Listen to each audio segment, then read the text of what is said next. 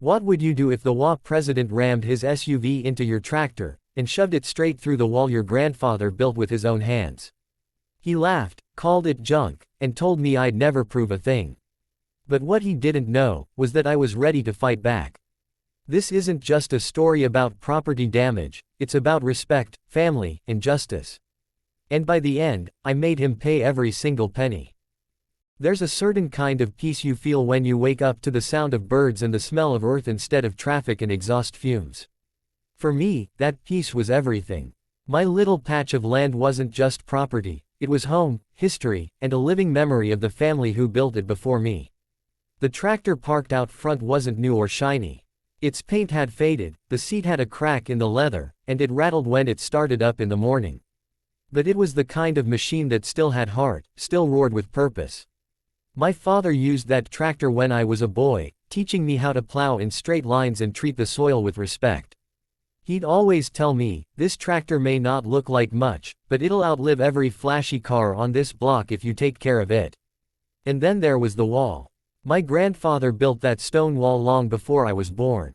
Each rock had been lifted, stacked, and fitted by his hands. He was a man of few words, but every time I leaned on that wall as a boy, I felt his presence. That wall wasn't just a barrier between my land and the rest of the neighborhood. It was a monument to resilience, to patience, to family. But none of that mattered to the homeowners association. The HOA president, Mr. Grayson, was the kind of man who thought the whole world revolved around his manicured lawn and shiny SUV. He didn't like me, didn't like my tractor, and definitely didn't like the wall. He'd call my property an eyesore, even though his own backyard was filled with plastic patio furniture and a neon blue pool light that lit up the whole block at night. He'd sneer whenever he saw me mowing or fixing equipment. Once, when I was greasing the tractor wheels, he slowed down in his car just to shout, "Why don't you get a real job instead of playing farmer?" I tried to ignore him, but his arrogance wasn't harmless. He used his position on the HOA board to slap me with petty notices: tractor too close to the road, wall not up to code, grass an inch too high. It was harassment dressed up as bureaucracy. And then came the day that changed everything. It was late afternoon. I had just finished hauling supplies and parked the tractor in its usual spot near the wall. I went inside for a glass of water, my shirt still damp with sweat, when it happened. The sound was unlike anything I'd heard before, a violent crash, like thunder tearing the sky open, mixed with the metallic shriek of metal against stone. The floor under my boots seemed to vibrate. I dropped the glass I was holding and ran outside. What I saw stopped me cold. My tractor, the machine that had been in my family for decades, was no longer standing proud. It had been shoved sideways into the wall, its frame bent like a toy crushed underfoot. The wall itself, that monument of my grandfather's labor, lay broken, its stones scattered across the ground. Dust filled the air like smoke after a battle. And there, sitting behind the wheel of a brand new luxury SUV, was Mr. Grayson. The front of his car was dented, the hood steaming slightly. He opened the door casually, like this was nothing more than a parking mishap at the grocery store. I was shaking with anger. "What the hell have you done?" I shouted, my voice breaking. He looked at me with that same smug expression he always wore. He brushed invisible dust from his jacket and said, "Well, maybe you shouldn't leave junk lying around so close to the street. Honestly, I did you a favor." A favor. That's what he called it. I stared at the wreckage. My tractor, my father's lessons, my hours of labor, my livelihood, was destroyed. The wall that had stood as a symbol of my family's strength was reduced to rubble. "You're paying for this," I demanded, my voice trembling. Between fury and grief. But he just smirked. "Good luck proving it. Besides, what rules say you can't park that heap out here anyway? Maybe now you'll finally listen." I felt my fists clench. The rage in me was like fire licking at dry wood.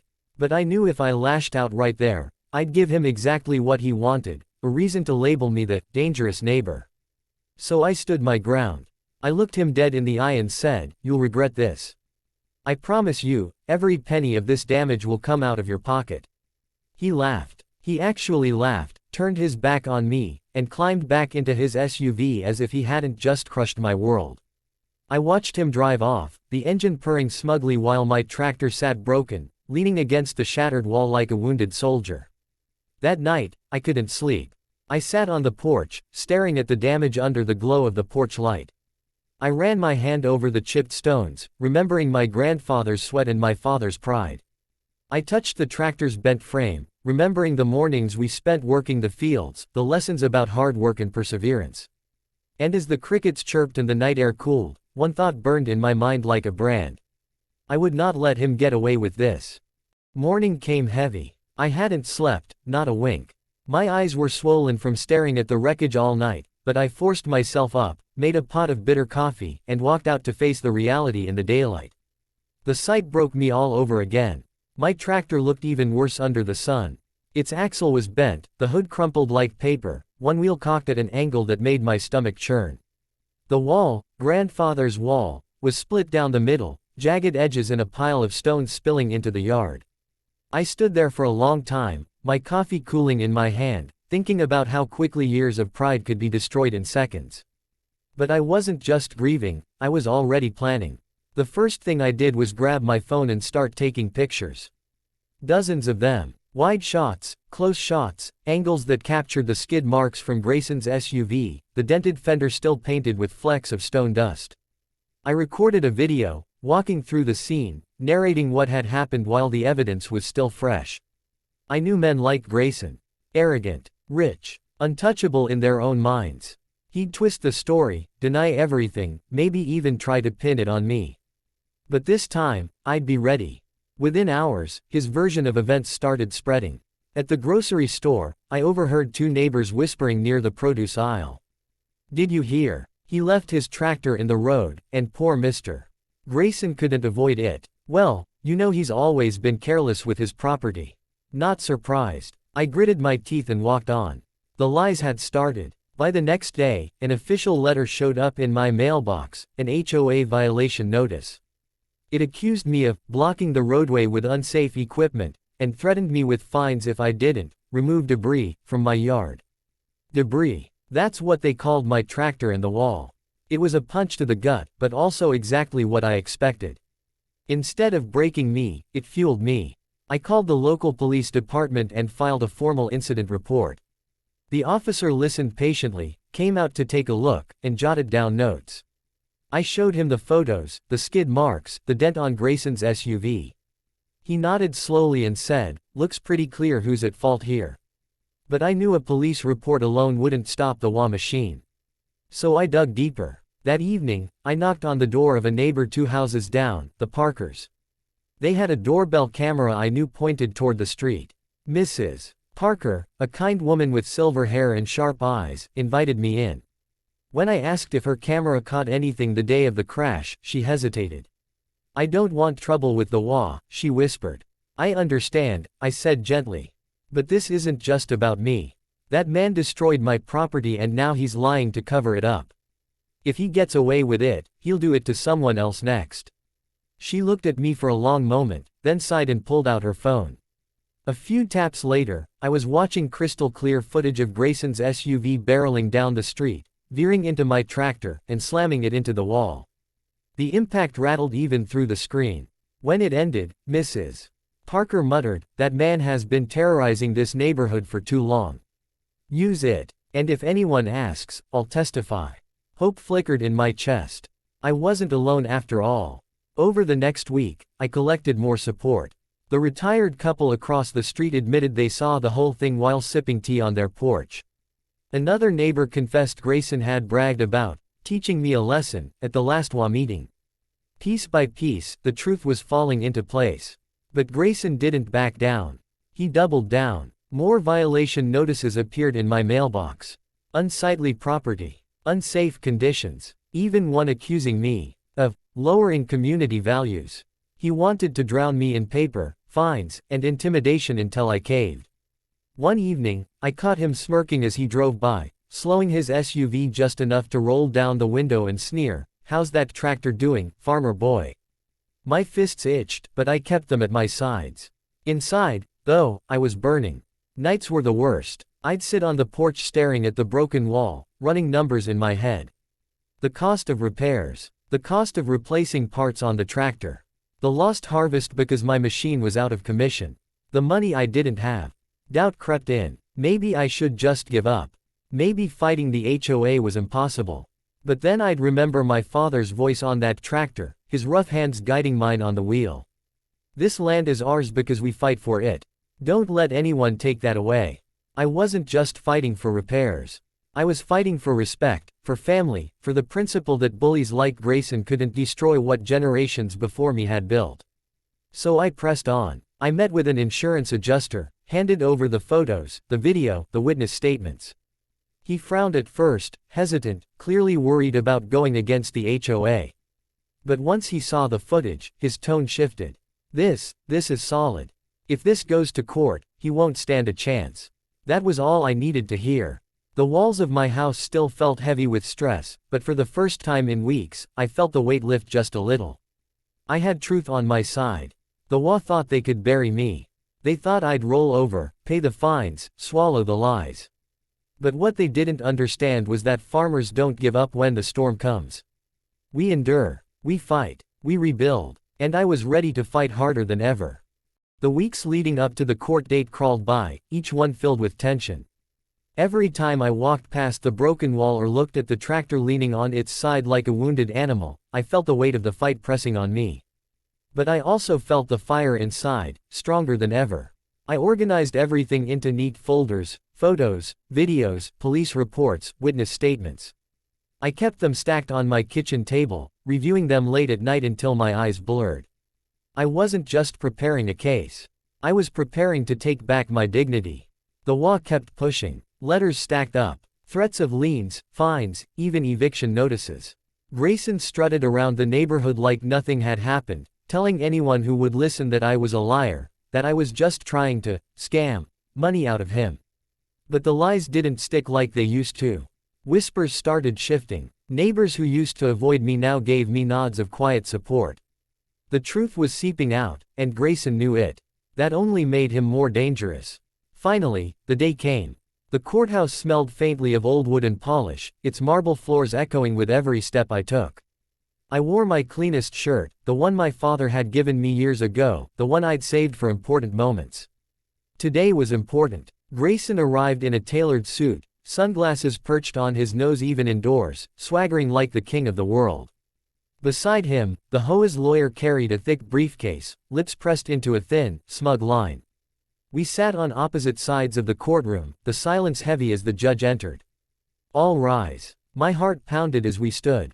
When we sat again, my hands gripped the folder of evidence so tightly the edges cut into my palms. The proceedings began. The HOA lawyer went first, his voice smooth, polished, dripping with false confidence. He painted me as careless, negligent. He claimed my tractor was abandoned equipment, left illegally on community property. He waved violation notices in the air like proof of my guilt. Grayson sat there smirking, arms folded, as if this was already over. Then it was my turn. I stood, my knees threatening to shake, but my voice steady. I laid out the photos, each one projected on the screen for the court to see. The crushed frame of the tractor. The shattered wall. The skid marks leading directly from Grayson's SUV. The lawyer tried to object, but the judge overruled him. Next, I played the video from the Parker's doorbell camera. The moment the SUV swerved, the impact, the tractor shoved into the wall, it was all there. Gasps rippled through the courtroom. The smugness on Grayson's face faltered. Then came the witnesses. Mr. and Mrs. Parker spoke first, their voices calm but firm as they described what they saw. The retired couple across the street followed, recalling Grayson's mocking laughter after the crash. Another neighbor testified that Grayson had bragged at an HOA meeting about teaching me a lesson. Each testimony was another nail in his coffin. When I finished, the courtroom was silent. The judge leaned back, his eyes narrowing at Grayson. Mr. Grayson, the judge said, voice low but sharp, not only is there overwhelming evidence of your negligence, but your behavior afterward shows clear intent to harass and intimidate your neighbor. This court orders you, and by extension, the HOA you represent, to pay full compensation for the damages, including repairs to the tractor and wall, as well as additional restitution for harassment, defamation, and lost income. The gavel struck. It was over. I exhaled so deeply it felt like I'd been holding my breath for weeks. Relief flooded through me, mingled with a quiet triumph. Grayson's face was a mask of rage, his fists clenched on the table. He tried to argue, shouting about unfairness, but the judge silenced him with a glare. For once, the man who had lorded over the neighborhood, who had mocked me and broken what I loved, had no power. The aftermath was swift. Within days, the funds came through. My tractor was taken to a repair shop, where skilled hands straightened its frame, replaced its parts, and brought it roaring back to life. When I turned the key and heard that familiar engine again, I felt like a piece of my father's spirit had returned. The wall was rebuilt, stone by stone, each one carefully placed. I hired a mason, but I helped too, my hands raw from lifting, my back sore at night. It wasn't just construction, it was restoration. And when the final stone was set, I stood back and whispered, "Grandpa, it's back." Stronger than ever. Word spread through the community. Grayson's reputation shattered. The same neighbors who once followed him blindly now saw him for what he was, a bully, a fraud. Within months, he was forced to step down as HOA president. His influence vanished. Life returned to a steady rhythm. The fields grew again, the tractor rumbled through the soil, the wall stood tall. But something inside me had changed. I had faced the worst storm of my life, lies, harassment, destruction, and I hadn't just survived. I had won. And the victory wasn't just about money or repairs. It was about justice. As I leaned on the wall one evening, the sun setting in a wash of orange over the fields, I felt my father's words echo again, "This land is ours because we fight for it." I smiled, running a hand over the cool stone, the tractor's hum steady in the distance. Grayson had tried to break me. Instead, he had reminded me just how unbreakable I was. Because when you destroy a farmer's tractor, when you tear down his wall, you're not just wrecking property. You're challenging his very soul. And that's a fight you'll never win.